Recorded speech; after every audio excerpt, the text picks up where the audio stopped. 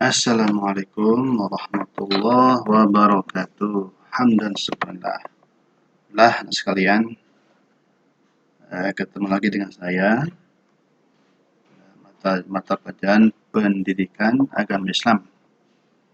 Ya, mohon kepada kalian supaya materi ini dipahami ya, diperhatikan penjelasannya, yang hanya sekedar untuk like saja.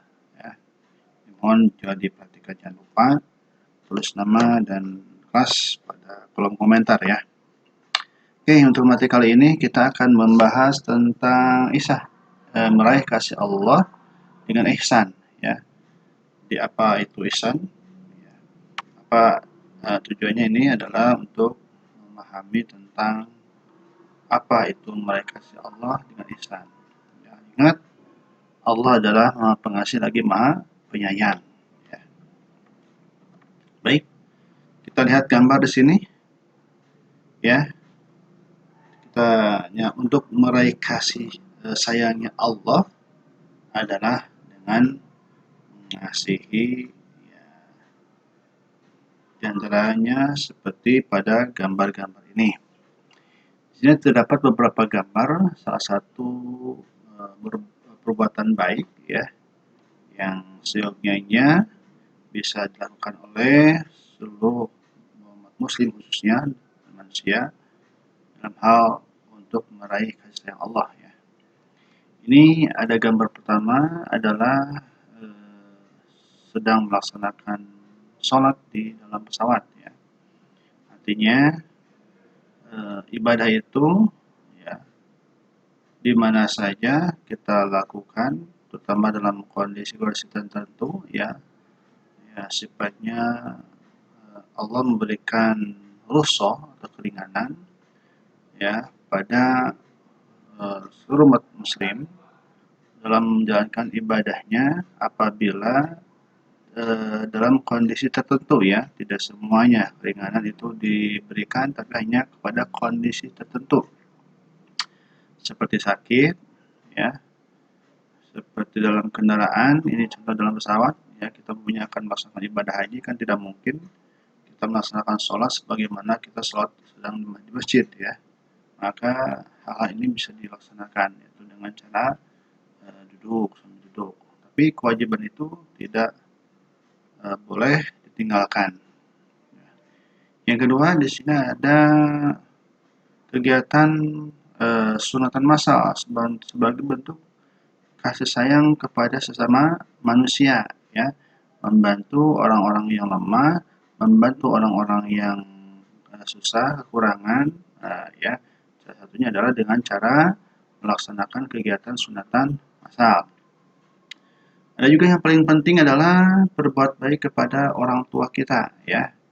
Apalagi nanti orang tua kita sudah sepuh gitu ya, sudah tidak mampu apa-apa, maka di sini kita sebagai seorang anak harus hadir ya, terutama laki-laki ya, harus hadir bagaimana perhatian kita terhadap orang tua kita ya.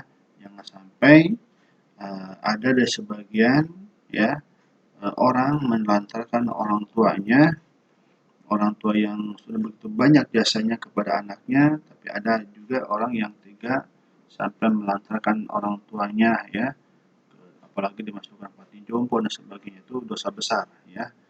Dulu kita diurus oleh orang tua kita, maka ketika orang tua tersebut bersepuh, itu menjadi kewajiban kita selaku anak untuk berganti mengurus mereka ya.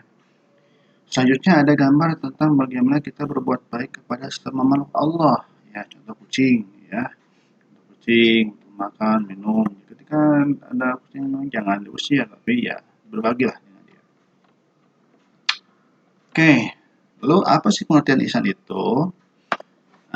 Ihsan itu adalah dari segi kebahasaan berasal dari kata kerja fi'il ya, hasuna yahsunu hasanan, artinya baik. Kemudian mendapat tambahan hamzah di depannya menjadi ahsana yuhsinu ihsanan. Artinya memperbaiki atau berbuat baik. Jadi ihsan itu artinya berbuat baik. Ini merupakan satu dalil ayat Al-Quran firman Allah ya dalam soal Al-Baqarah ayat 83 ya. Allah berfirman dalam Al-Quran yang artinya, dan ingatlah ketika kami mengambil janji dari Bani Israel, janganlah kamu menyembah selain Allah Subhanahu wa Ta'ala. Berbuat baiklah kepada kedua orang tua, kerabat, anak-anak yatim, orang-orang miskin, dan bertutur katalah yang baik kepada manusia. Melaksanakan salat dan tunaikanlah zakat. Tapi kemudian berpaling atau mengingkari kecuali sebagai kecil dari kamu dan kamu masih menjadi pembangkang. Oh, ya. Ini surat Al-Baqarah ayat 83. Id akhoda misaqo bani Israila la ta'buduna illallahu wa bil walidaini ihsana. Berbuat baik kepada orang tua, wadil kurba dan kepada kerabat, wal yatama dan kepada anak yatim, wal masakin kepada orang-orang miskin, wa qulu linnas dan berkatalah yang baik kepada manusia. Jadi perkataan yang baik ya. Tolong kita mencoba belajar untuk berkata-kata yang baik. Apabila kita tidak mampu berkata yang baik, maka lebih baik diam. Sekarang pembagian ihsan. Maaf, ini salah ketik. Pembagian ihsan. Yang pertama, ihsan kepada Allah. Apa yang dimaksud dengan ihsan kepada Allah? Pada Allah tidak butuh baiknya kita, ya tidak butuh. Karena justru Allah yang maha baik kepada kita, ya. Dengan cara apa kita ihsan kepada Allah, yaitu dengan cara beribadah kepada Allah dalam bentuk ibadah, ya, bentuk ibadah yang murni, ya. Ibadah umumnya ya, yang baik bersifat mahdoh maupun yang bersifat gairu mahdoh. Tuh, ya. Nah, ini cara kita ihsan kepada Allah. Jadi berbuat apa dengan cara ibadah. Sholatnya, ngajinya, puasanya, sodakohnya, dan sebagainya. Ya, bekerjanya pun itu menjadi nilai ibadah kalau bekerjanya diniatkan dengan lillahi ta'ala, ya. Membuang durinya di jalan, semuanya menolong orang itu adalah ibadah. Itulah cara kita ihsan kepada Allah Subhanahu wa Ta'ala. Ya. Dan harus yakin ya bahwa ketika kita melakukan ibadah itu Allah pasti melihat kita. Ya, maka ketika kita beribadah, kalau seandainya dalam dalam hadis, ketika kita tidak melihat Allah, maka Allah melihat kita. Ya. Karena kita selalu ada dalam pengawasan Allah Subhanahu wa Ta'ala. Lalu ihsan pada siapa lagi? Yaitu ihsan kepada makhluk Allah. Siapa? Pertama, orang tua. Nah, nih, orang tua. Ya. Kita semua punya orang tua, ya. Atau ada yang sebagian sudah tidak ada. Ada sebagainya yang masih ada lengkap orang tuanya. Lalu bagaimana Pak kalau orang tua kita sebagian sudah tidak ada? Bagaimana cara berbuat baiknya? Doakan. Ya. Kalau kita baca Quran, nah niatkan pahalanya untuk orang tua kita, ya. Apapun sedekah, niatkan bahwa pahalanya buat orang tua kita. Satu cara berbuat baik pada orang tua kita yang sudah tidak ada. Kalau yang masih ada itu kesempatan besar buat kita sebagai seorang anak untuk meraih keberkahan hidup adalah dengan cara berbuat baik sama orang tua kita. Ya, dalam Quran dikatakan walatan jadi kalau kita jangan melawannya mengatakan itu tidak boleh itu, ya. Mengatakan ahnya saja sudah berdosa, apalagi ditambah dengan yang lainnya. Itu orang tua, ya. Ingat, ridallahu fi ridal walidain, suhtillahu fi suhtil walidin. Ridhonya Allah tergantung ridho orang tua. Kalau murkanya Allah juga tergantung murka orang tua. Kalau orang tua kita ridho, Allah pasti akan meridhoi. Ya, orang tua kita murka pada diri kita, naudzubillah min dzalik, ya. Yang sampai kejadian seperti maling kundang, gitu ya. Nih, karena bisa jadi ketika orang tua mengatakan suatu karma, itu bisa terjadi pada diri kita, ya, atau lanat bisa terjadi pada diri kita, ya, hati-hati. Jangan sampai orang tua kita marah sampai mengeluarkan kata-kata laknat.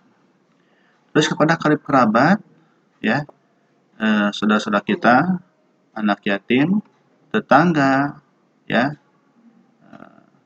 tamu, ya, karena tamu itu raja, karyawan, pekerja dengan memberikan apa hak-haknya. Kalau kita menjadi seorang pengusaha, ya, menjadi bos, kita punya karyawan, ya, maka ada hak-hak mereka yang harus kita berikan, entah upahnya, ya, jangan sampai kita belum memberikan upahnya sampai keringatnya itu udah kering, itu hal hati ya, seperti itu, ya. Kita pada sesama manusia, itu ya, binatang, alam sekitar kita, ya. Binatang tadi digambar di atas, contohkan pada alam sekitar kita, yaitu dengan menjaga kelestarian alam sekitar kita, ya, jangan sampai dirusak, karena kalau sudah dirusak maka akibatnya apa? Banyak terjadinya bencana. Nah, ini hati-hati, ya. Nah, karena jelas Allah berfirman, ya, Doharul fasadu fil bahri wal bahri bima kasabat aydin nas, ya, telah terjadi kerusakan di daratan dan di lautan. Itu oleh kenapa?